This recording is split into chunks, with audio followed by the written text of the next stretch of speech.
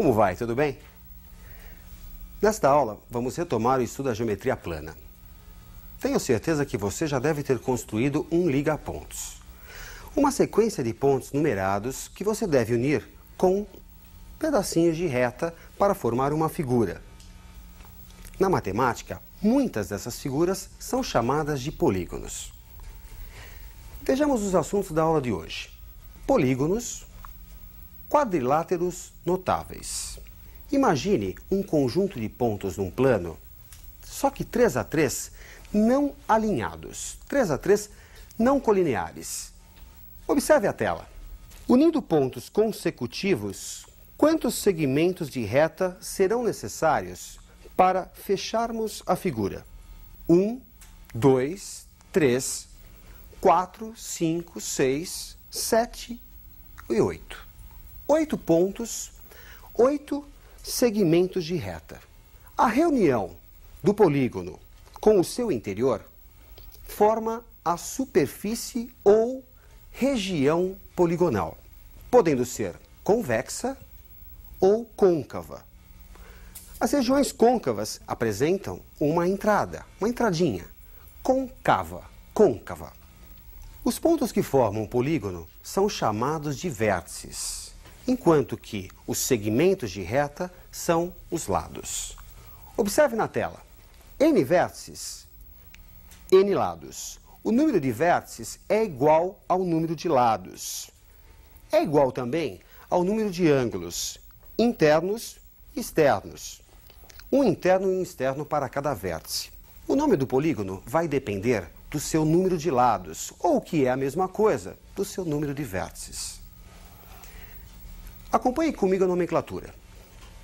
Polígono com 3 lados, triângulo. 4 lados, quadrilátero. 5 lados, pentágono. 6 lados, o hexágono. 7 lados, heptágono. 8 lados, o octógono. Bem, nós temos nomes até um polígono com 20 lados. Você pode ver na tabela do 9 até o 20.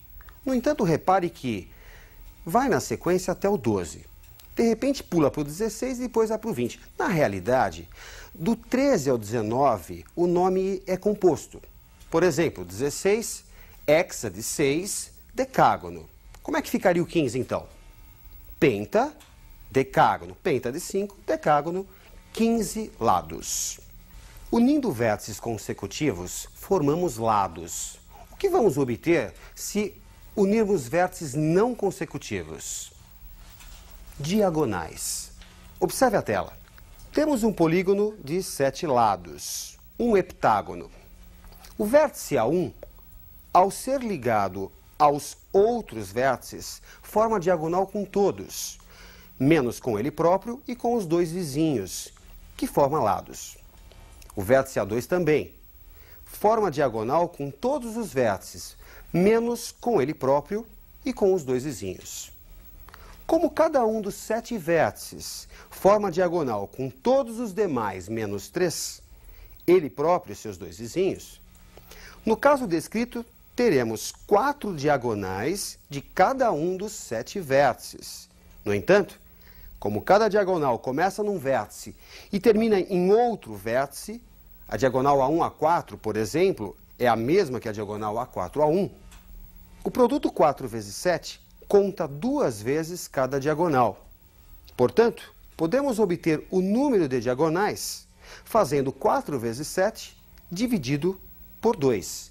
14 diagonais neste exemplo. Genericamente, podemos então calcular o número de diagonais de um polígono multiplicando o número de diagonais de cada vértice pelo número de vértices e dividindo por 2. Para um polígono com n lados, D, o número de diagonais, é igual a n menos 3 vezes n sobre 2. A soma dos ângulos internos de um triângulo é igual a 180 graus. Essa informação que nós vimos no início da geometria plana, dificilmente você irá esquecer. Qual será a soma dos ângulos internos de um polígono com um número maior de lados? Um decágono ou um icoságono, por exemplo? Vejamos na tela. Temos um polígono com 8 lados, um octógono. Escolhido um vértice, por exemplo, A2, tracemos as diagonais que partem desse vértice. Como podemos perceber, do octógono se obtém 6 triângulos. Uma diferença numérica de 2 unidades. Num polígono com n lados, formaremos n-2 triângulos. Como cada triângulo contribui com 180 graus, a soma dos ângulos internos pode ser obtida pelo produto 6 vezes 180 graus, 1080 graus. Genericamente, para um polígono de n lados, podemos calcular a soma dos ângulos internos multiplicando o número de triângulos, n-2, por 180 graus. Se há soma de ângulos internos, deve haver soma de ângulos externos. Acompanhe na tela. A soma do ângulo interno com o ângulo externo em cada vértice é igual a um ângulo raso, 180 graus. Somando todos os externos e internos, deixo a cargo do aluno verificar, com base no exposto, que a soma dos ângulos externos de qualquer polígono é igual a 360 graus. Curioso, a soma dos externos não depende do número de lados. É valor fixo para qualquer polígono. Vale sempre 360 graus. Vamos analisar agora a classe dos polígonos regulares, equiláteros e equiângulos, lados e ângulos iguais. Vejamos alguns exemplos clássicos. Observe na tela. Polígono regular com 4 lados. O quadrado é equilátero e equiângulo. Cada um de seus ângulos internos mede 90 graus.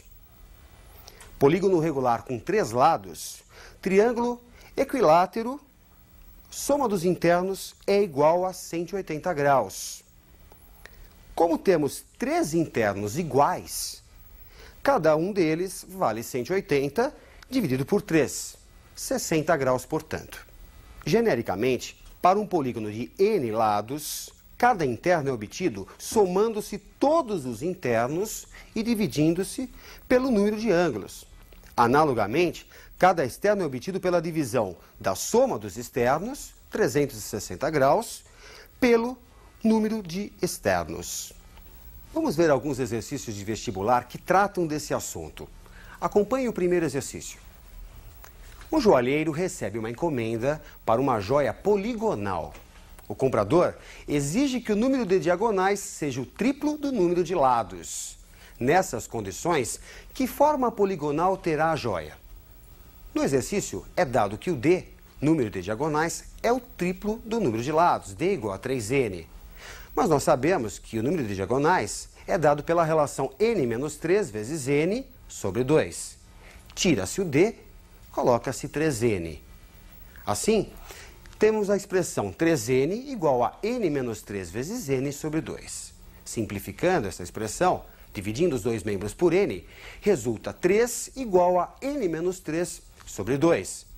Multiplicando os dois membros por 2, temos que 6 é igual a n-3. n, portanto, é igual a 9. Trata-se de um eneágono, um polígono com 9 lados, que tem, portanto, 27 diagonais. Vamos a mais uma questão de aplicação. Observe na tela.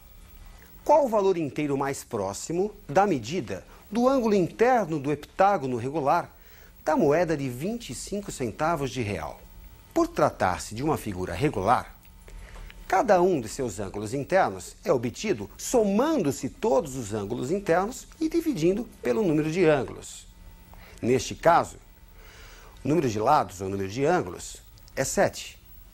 E a soma dos ângulos internos é dado pela expressão n-2, que representa o número de triângulos que você consegue formar, vezes 180, que é o que cada triângulo contribui. Portanto, a soma dos internos fica igual a 7 menos 2 vezes 180 graus. 5 vezes 180 graus, que resulta 900 graus.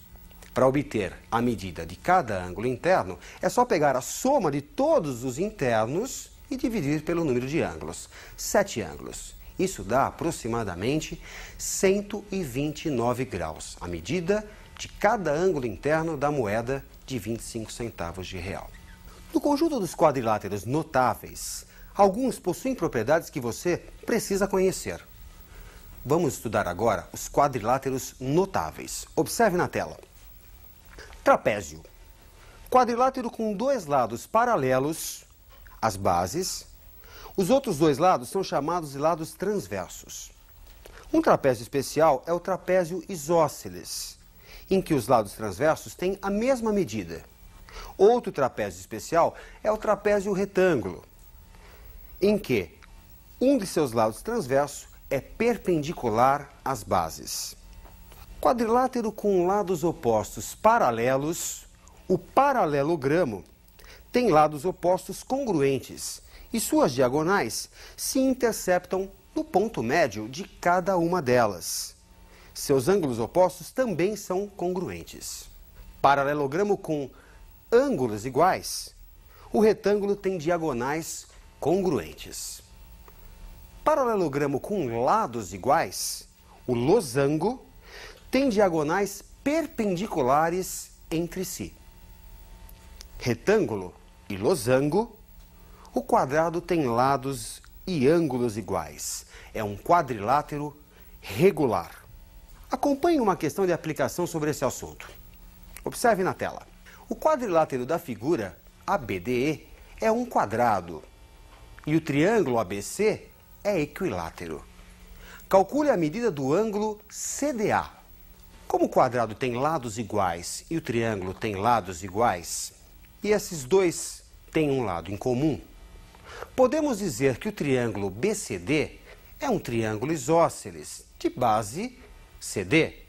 Assinalando com Y os ângulos da base, temos que Y mais 60, ângulo interno do triângulo equilátero, junto ao vértice B, mais 90, interno do quadrado, tem que ser igual a 180 graus. Soma dos internos do triângulo BCD, isósceles de base CD. Assim, podemos dizer que 2y mais 150 é igual a 180 graus.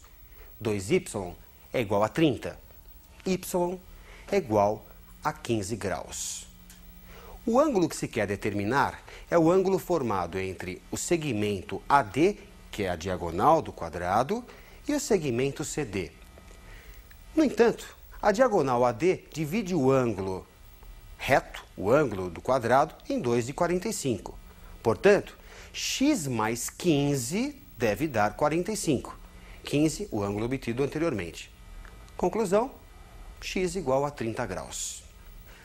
Procure treinar bastante todos esses conceitos hoje na aula. Ótimos estudos e até a nossa próxima aula.